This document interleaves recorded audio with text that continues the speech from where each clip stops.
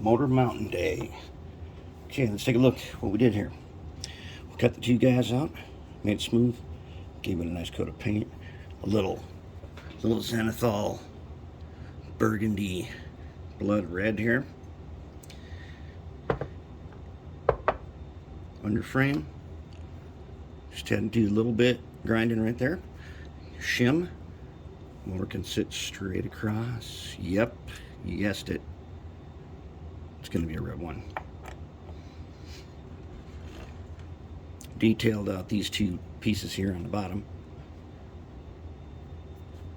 Like I said, in the original factory build, they put these on before the paint was fully cured, and then it kind of got crappy underneath there. But now they're coated nicely, and this has an antioxidant paint on it. Anything that says stops rust will stop oxidation. That's pretty nice as it goes together nice. Okay, so the principle is this. Once you have the shim and you get your trucks, let's go ahead and let's set this one. Okay, so we got to thread our wires through. Fix that burr that was right there, that little sharp edge. That's gone, and it is nice and smooth now. I did check it on bridge 15. It will not quite make it on bridge 15, but definitely it may easily make the 18-inch radius. And where's this going? Where this guy works, he takes heavy trains up and down the helix, which in about 2 weeks we're going to do. And I'm going to get some videos of that. See if we can see what these guys look like pulling a very long train up a helix. And that's their job. So we can get this guy threaded. Do a little sewing here. There we go. Okay. Worms have been set up. Okay, as you know, a dot of air tool oil goes between. You want a dot behind this phosphor bronze bushing next to its thrust washer. You don't want it out here on the shaft where we're going to connect the hose. Then we want the red lithium just like that. Don't need hardly any on the worm. Okay. Now we can go ahead and cap them. Okay. There we go.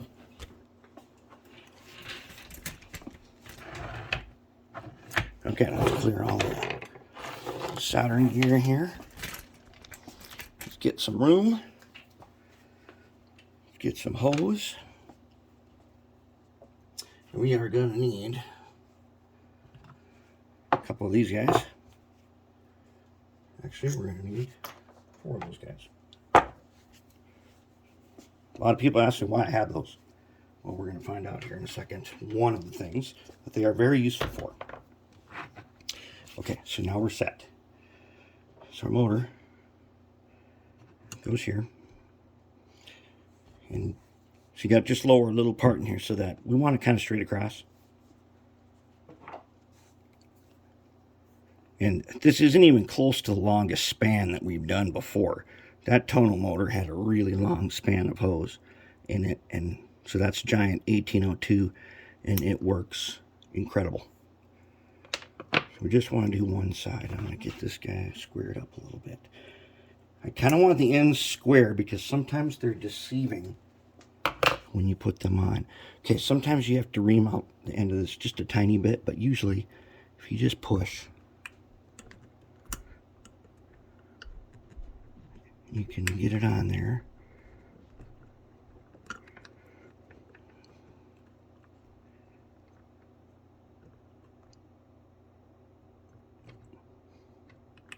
There he goes.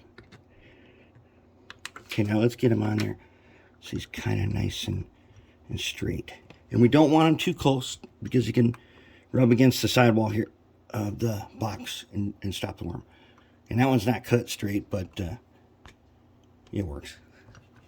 I can tell That is good. Okay, now, what if you had to adjust these? Then you take your little jeweler's pliers, and you can either work it on, or you can pull it out. Actually, not pulling it out. To take them off, just push them out. Just lever them out, and they'll just come out. Okay, now we'll put it on over here.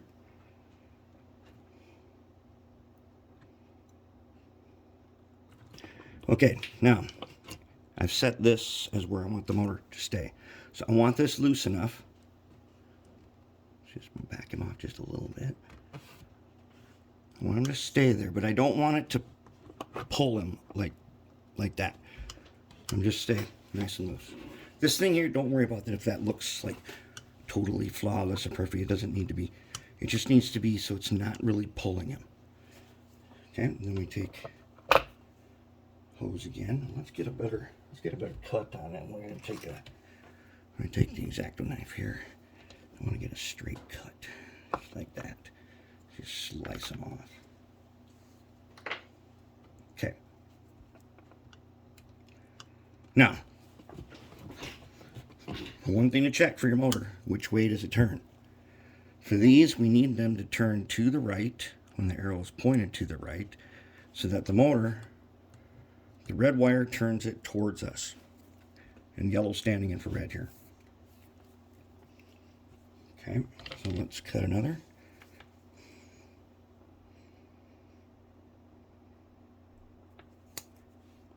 Okay.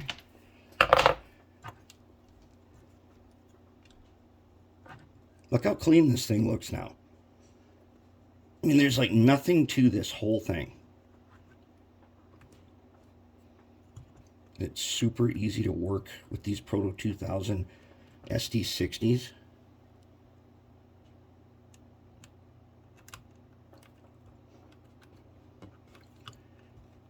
Does it look good? Yep.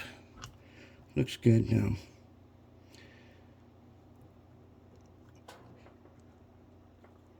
Put our hose on there. And is he staying in one place? Is he too tight? No. No. Looking good. Guess what's next? Now we goop it. Yep, we're gonna goop it. Okay, just like this. See that? That's what we're gonna do. We're gonna goop it. No motor mounts, no screws, no nothing. We're just gonna goop it onto the flat surface. These guys are gonna hold it in line, and then we're going to square it like this.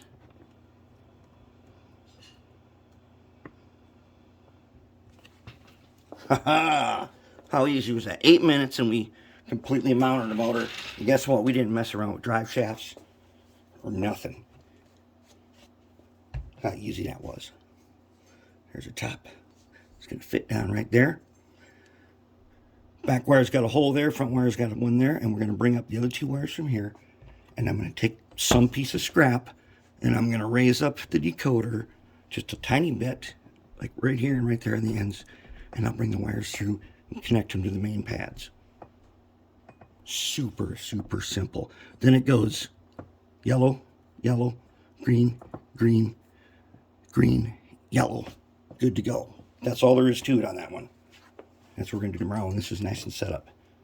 It'll be set up in a little while, but less than 10 minutes, we've got them ready to roll. Now we're just going to close them up.